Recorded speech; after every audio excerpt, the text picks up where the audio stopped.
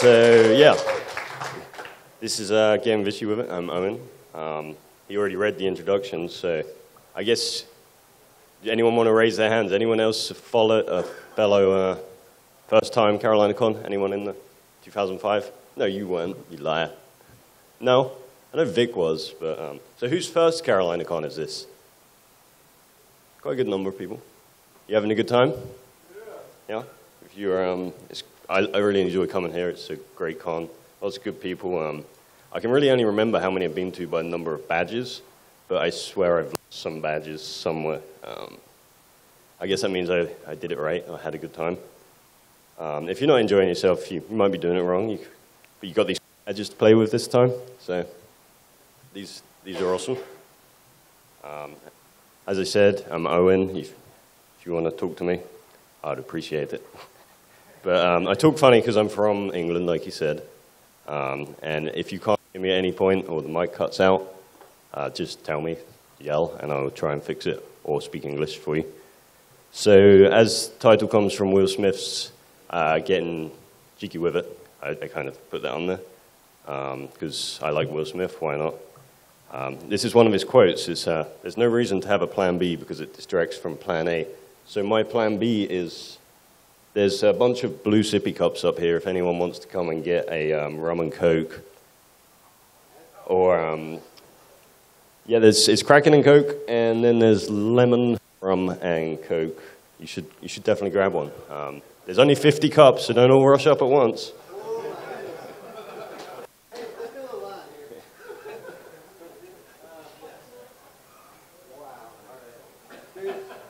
This is going to take a few minutes.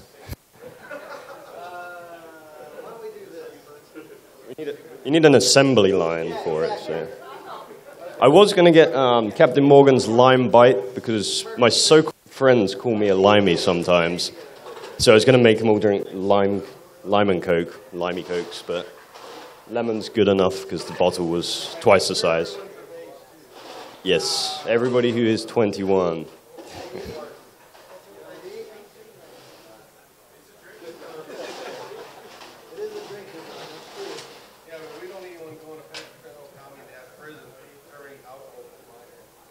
That's why I had somebody else serve it. It's not me.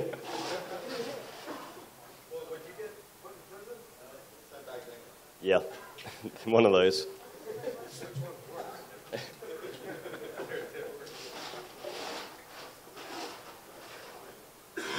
And if you're on the internet watching the video, you can fast forward, I assume it's 2016. So I was going to have them pause it so that you didn't have to watch this nonsense, but we can get partying.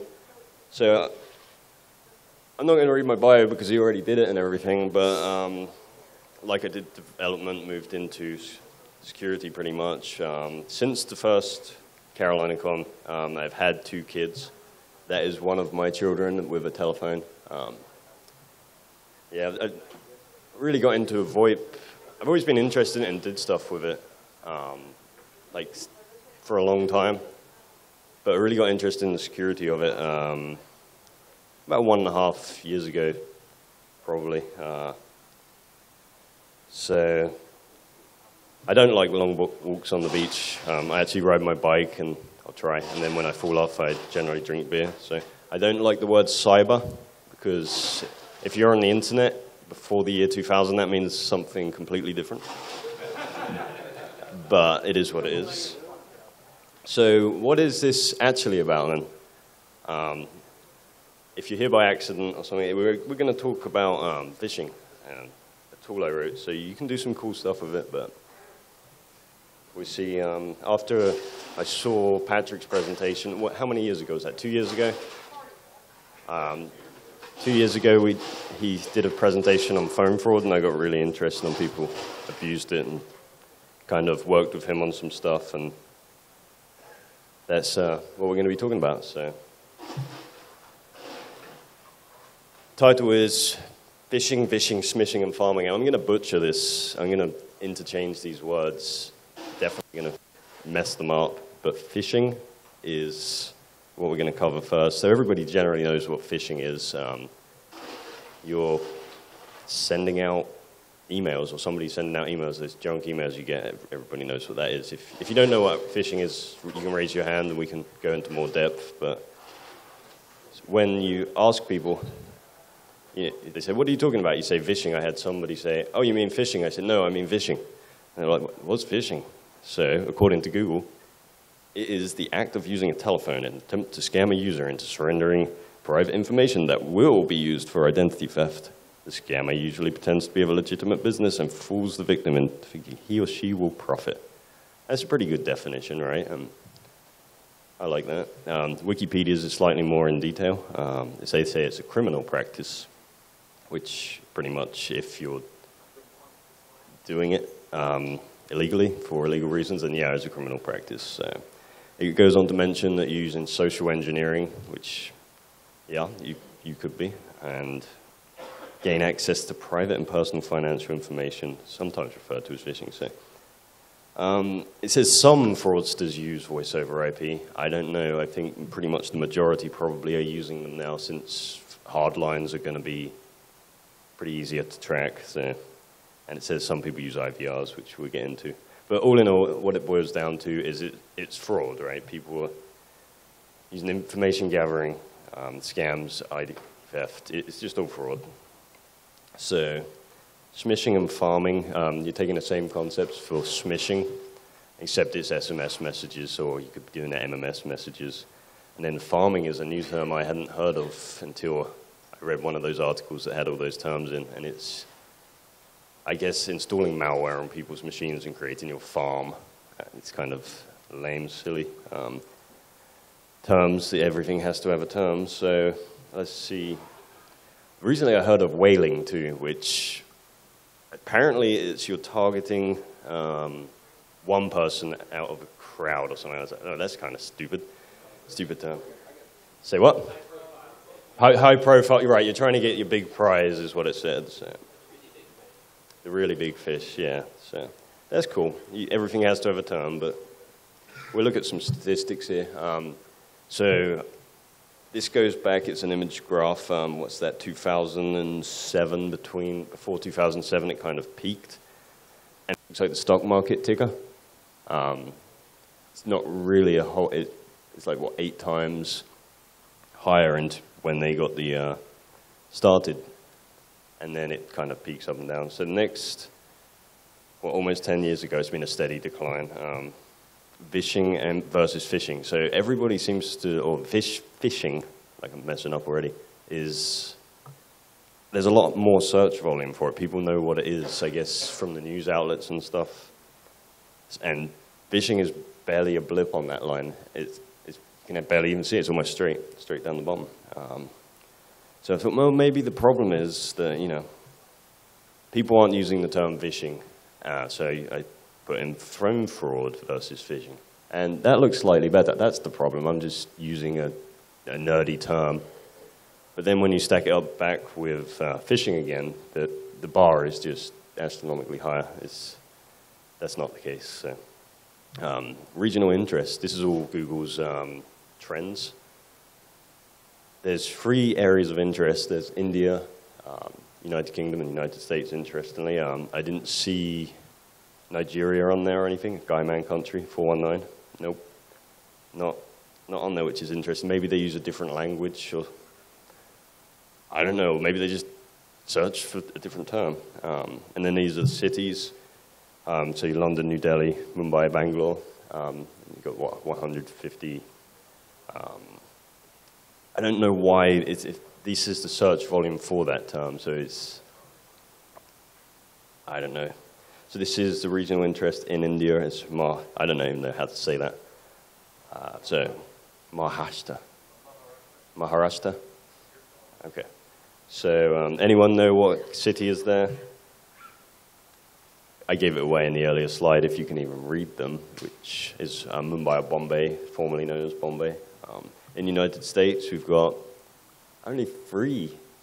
Virginia, Texas, and California for some reason. I'm surprised North Carolina doesn't show up on there, because I'm Googling it every day, yeah. So, and for England, obviously, there's 100% was coming from London, which is weird, but yeah. So your vishing schemes is pretty much the same as your phishing schemes. You've got your malware tech support, which is, everybody's heard of this, right? You get a phone call and someone wants to fix your computer for you. ID, theft, fraud, banking, rewards cards, focus, all of those. The interesting ones is the jury duty. You've been selected for jury duty. Please give me your social so I can verify. Except they would say it in an American accent. Hopefully. Maybe not. Calling cards, people trying to get cards to make phone calls with. The collect calls would be like the prison system. So you received an invoice, or you could have received an invoice from an inmate, but yeah, you've received a call from an inmate and we want you to go ahead and put your credit card in, so you should do that so you can talk to this inmate. Which, there's endless schemes. The free home security system one, that's a big one. It's like, we're installing free home security systems in your area. And then if you actually talk to the people, I got 2 of those calls today. I was hoping they would call back in this talk, but I don't think they're going to. But yeah, they're like, we're doing it in your area. And it's like, okay, where do you live? I was like, well, you said you were doing it in my area. You should know where I live, right? But they don't. So they would just want me to go ahead and send 3 months of utility bills and a credit card, give me my name and everything. Nothing can go wrong there. That's cool, right? For a free security system. So, and it may be legitimate, but I look at pretty much everything telephone-wise as a phishing scheme. And this is a bonus. It's tax season's coming up, and actually I've been seeing lots of people prepare for it. This image was from Nextdoor, which is one of those community things. And someone, actually this was in my neighborhood or area, that said, hey, be aware, IRS is coming. And then people just comment on there saying, oh, I got one of those calls. So other applications that we can use this for as testers, we can use it for token gathering, one-time passes, two-factor authentication. There's some of those schemes that are out there in the wild for, like, if somebody requests or resets your Google password, then they may do the smish to try and get that token from you in some manner. And then conferencing services, there's some ways, and you should look at, if you're interested, watch Patrick's presentation on fraud for stuff you could do with the conferencing services. Oh, man, we're only 13 minutes in.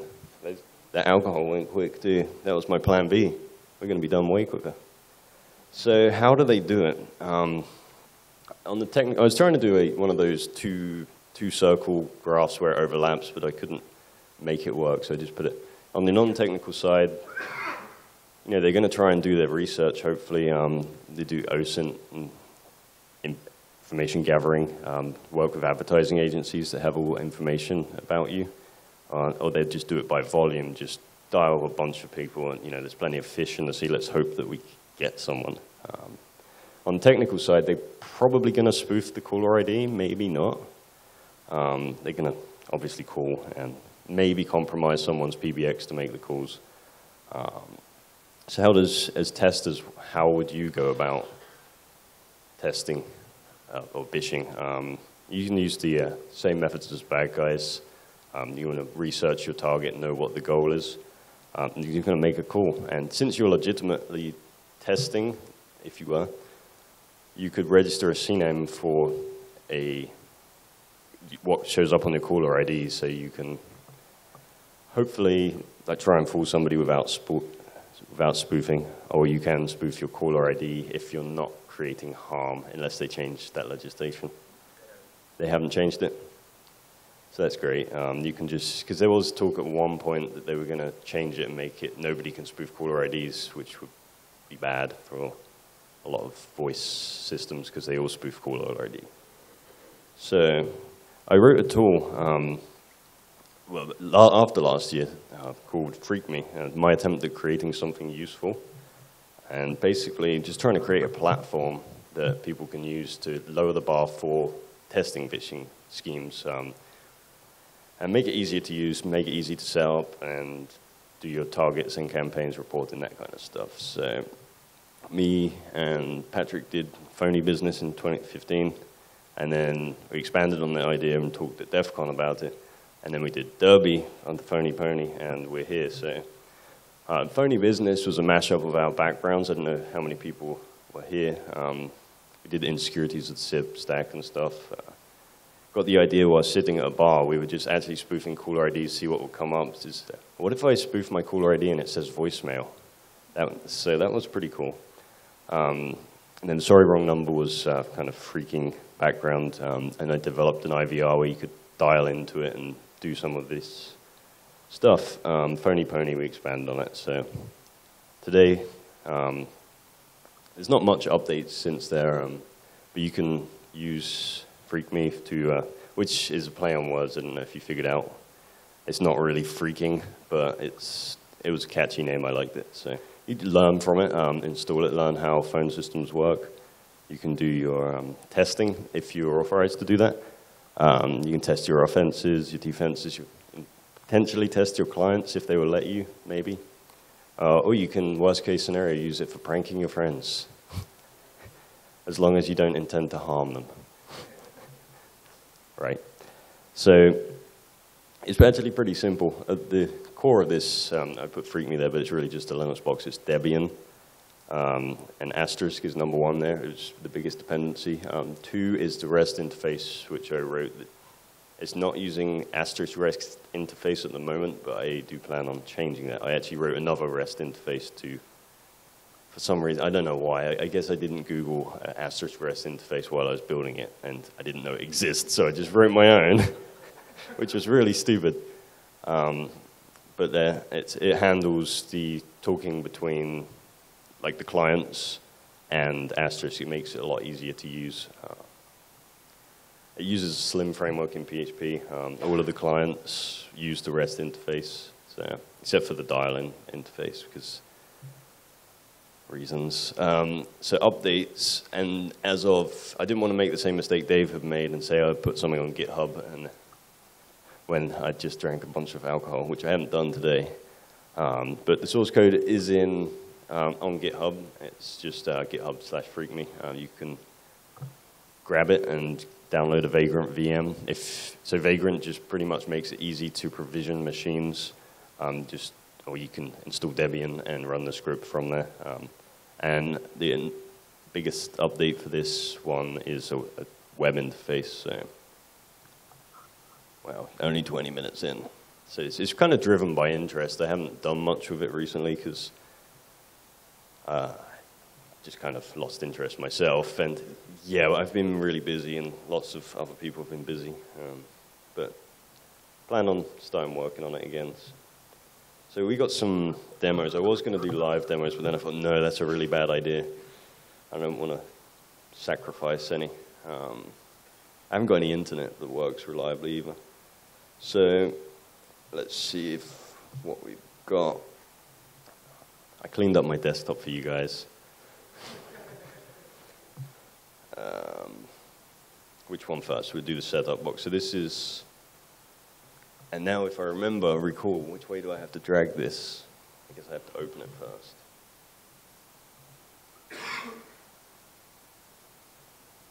So you can't see this. I can. Is it that way? Is it that way? Woohoo! Now how do you full screen it? No, that's AV delay. Oh no, I lost my controls. Okay, so this is how easy it is to install Vagrant up. I didn't actually make you wait and watch it download all of the dependencies for it. So this part right here, I just catted the welcome file instead of making you sit for 5 minutes, or I think it was like 10 minutes at one point because my internet was so slow. But that's what you'll be presented with once it's installed everything and you've picked an interface. All you need to do to get it running is download VirtualBox and get the source code from GitHub and then run Vagrant up. Oh, you'd have to install Vagrant too. And it runs on Linux. It's supposed to run on Windows, Vagrant is, but it just doesn't work with the way I have it set up at the moment. But it does run on OS X too. So if you have Windows, install Ubuntu on it or something and go from there. But you can't do it in a VM since Vagrant's using a VM. It doesn't like VMs in VMs. So once you've SSH'd in, logged in. You run that file. I've already done it on this one, so it doesn't take quite as long. It's going to tell you all kinds of error messages if you've already done it, but there's my the IP that was assigned, and so it's up and running. You can use it. Once you've gone in and set up your asterisk trunk, which there will be documentation on how to do that. What's the next? My mouse is lost. Come here, mousey, mousey. There it is. Caller ID spoofing. We've kind of seen caller ID spoofing through other. It's not difficult to do, and that's why does it always go to this monitor? Nope. It's already playing, isn't it? Yeah. Let's pause. So I found a good way to find caller IDs. You can spoof is to just use yellow pages and search for something until you find one, and then dial yourself. And this is one I found. So this is great for pranks. You pull that in. This is a call to the REST API just through the local host. And that's my burner number. It's upstairs. And that made a call with the caller ID. We can actually, I'm not in presenter view anymore. Where are my slides? There we go.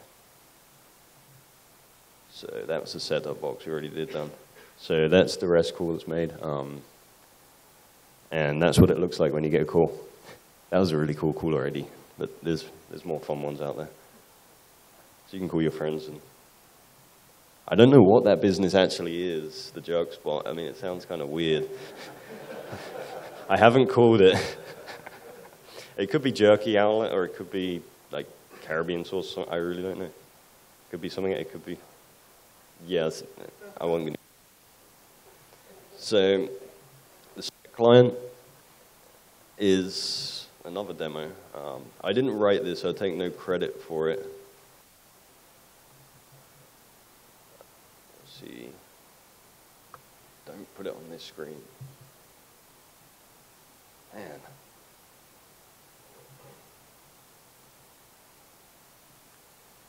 Full screen. Double click. Let's see. So, yeah, Patrick actually wrote this. So I have no idea what's in this demo. I know we've done it before. But, okay, no. So once you've installed it into the social engineer toolkit as a third-party module, you have to drop it in the directory. It pretty much works the same way as any other module in the social engineer toolkit. You configure it, and it goes, and then you select your targets, list your targets, add your targets, and choose a recording. So I guess it would be better with audio. So let's see. I don't know. How long is this demo? It's not long. But yeah, so this one was for Derby. We spoofed the caller ID that said disco, and then once you use exploit, it's really dial. We'll dial that person and play a recording and wait for them to enter their digits. I guess that's kind of the whole point of this at the moment, to collect pins. Where are we in this? So once they've answered the phone call, you can go and do your reporting and wait for it, and wait for them to dial, or you to dial the digits, and then you will see those in the report. I think I just answered and entered 5 ones, 4 ones, 5 ones. And then I think it goes to the reporting. Is it there? And you'll see it's in there somewhere with all the other phone numbers he's called. There's a lot of us testing it. That's what that is. Let's see. Man, you guys are quiet. Rum and Coke. They calmed everybody down. I thought it would make everybody happy. So the web client, that's, you kind of got a sneak peek at that. That is new as of Monday. I needed something to do, and I was originally going to work on multi-step prompts. So when you get a call, it would, say it was saying, please enter your password. I was going to say, that is the wrong password. Please enter it again. But that was not enough time to do it, even though I had plenty of time. I should have reallocated my time. I had other stuff going on. Let's see, the web interface. Man, why is it opening QuickTime? Yeah, I know. All right. So this is the web interface, and as you'll see, it is HTML 4.01 compliant. It is the best interface I've ever written. So you got your home, setup, exploit, and reporting. This makes it so much easier. I don't know why I ever didn't do this to begin with. I don't know. But you can set your caller ID up, you can choose your recording, and this makes it so much easier because eventually you're going to be able to play your recordings and possibly even record your recordings on a web interface. Go figure. And then push it to the server. Set up your targets. And this is all JavaScript. There is no, even though it's PHP, it's all JavaScript. There's the caller ID. You can dial a single target, or you can dial all of the targets at once. The JavaScript delay doesn't work very well. I couldn't get it working. It was disappointing, so I figured I'd leave it in there, but it just doesn't work. And then there's a report. There's one of the digits that were... I can't actually click that because it's a video. But that's it. That's the update for the web interface. So that's fun. Whoa. So there is a roadmap. Look at this. I made a roadmap. I feel proud of myself. Let's say a mind map, free mind. I can't see it here, but it would be helpful if I could. Come on. I don't know how to use computers, but I just... Oh, I'm not going to... Yeah, but then you won't be able to hear me. I can pull it up. Give me my mouse. Okay. Okay. Or I can click this and hope it works. What happened? Didn't work. Did it work? Did it work? Did it work yet? I don't know how to use Macs. Why is it doing that? Technical issues. If you look on the back of your program, there's a bingo card, and there's one of the bingo spots is demo failed, so... I know, this isn't even a demo, this is just a presentation. There we go. It's not a demo, so sorry. So, yeah, there's some more rum and coke over there. No, the core is where most of the updates are going to be. I'm not going to read every single one of those out. Deployments, actually 2 of those are done. I do want to do proper permissions for it, though the box as it stands is super insecure because I just chmodded everything for 777 to get the demos working. No, it's a Vagrant machine. It's for development. It's never intended to be put in a production environment. Do what you will with it. Don't try and certify it. The web client, obviously that needs a proper interface. The HTML 4.01 is not acceptable. All of the new features will go into set, and then the IVR, if I even decide to keep it, will be ported to use REST. It doesn't make sense to maintain 3 different chunks of code. The multi-step prompts is probably the biggest one. Then the second biggest thing to include in there is bridging audio so that you can kind of patch people in so that you can actually start doing, just as real scammers do, you could collect the digits with a system, the automated prompt, and then say transfer it to a representative and then verify the information. But that might be difficult. I don't know yet. Use a database instead of flat files because everything's done in flat files. That would probably be a good thing to do. I mean, it's rapid application development. We did this super quick. So, defending against phishing, the biggest one's probably your awareness and education, making people aware of what it is, or just not answering phone calls. That's a good one too. No, somebody else said today, he's in here somewhere, said, oh, that's why I don't accept calls from any number I don't know, and if they didn't leave a voicemail. I was like, that's actually a pretty good idea. Testing, that's probably a good way to defend against something, is if you actually test to see what happens. Verification validation is one I came into recently where, so I had to do something and it was kind of sensitive. So what they do on the website was they give you, say, we will not contact you unless you have this phrase, or they will say this phrase. And if you don't hear that, then you're not speaking to one of our people. I was like, oh, that's actually a great way of doing it. But then I think you can actually choose your own passphrase. So I was like, oh man, that would be so much fun to have an agency say something. I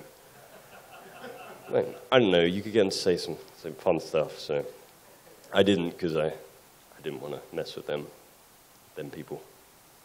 But there's other ways you could. So if anyone's heard of Lenny, this is a great project. Do we have audio?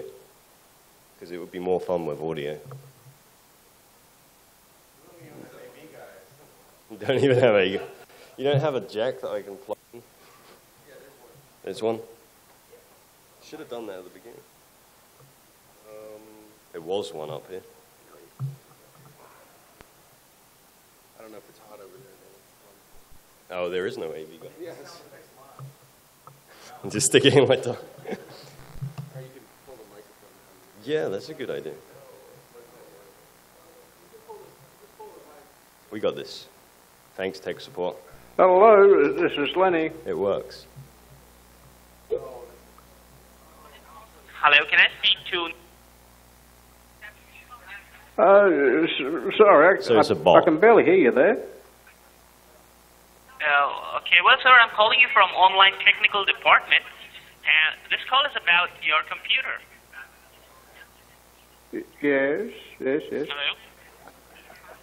Well, we're receiving some reports about your computer on your mailing. So that goes on forever, and it's a recording that's just actually not so long back. He's made it so you can't forward your calls to it anymore because people were just forwarding everybody to it.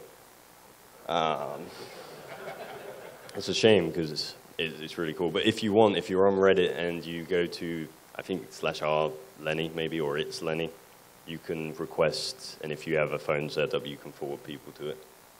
Let me open this one. That's a cool way to defend against phishing. Hello, It's just send this is Lenny. Send them to that. Here's another one. Hello, Lenny. What does that even say? Sorry, I can barely hear you there. Continue. Whatever it is. 2 minutes and 40 seconds in.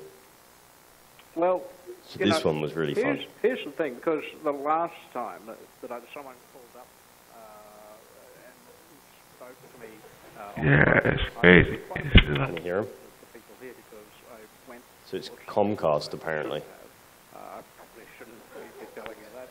But, This is crazy. I want to track this call, man. my eldest, Rachel, she... So that's the tech support agent. What's he say? For a week now, Can't. Incorporate. I'm about to get these bastards, man. You guys had jokes. I'm Oh, calling that's so back. funny. I'm calling more back. important than... I don't know if that's actually Comcast or not, but they have some top-notch tech support if it was. Let's see. So that's actually all I have. I expected it to take a lot longer than that. I'm only, 35 minutes in. So yeah. So do we have any questions or answers for me? No? Blue? Answer. The answer for everything. So no, seriously, is there any questions or answers?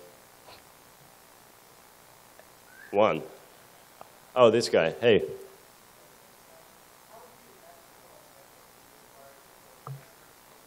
Right, there's a SIP trunk to your SIP provider. The question was, how do you access the phone network? So yeah, what you do is, so since it's asterisk at the core, you set that up just as you would set it up anywhere else. Is there any more questions? We got plenty of time.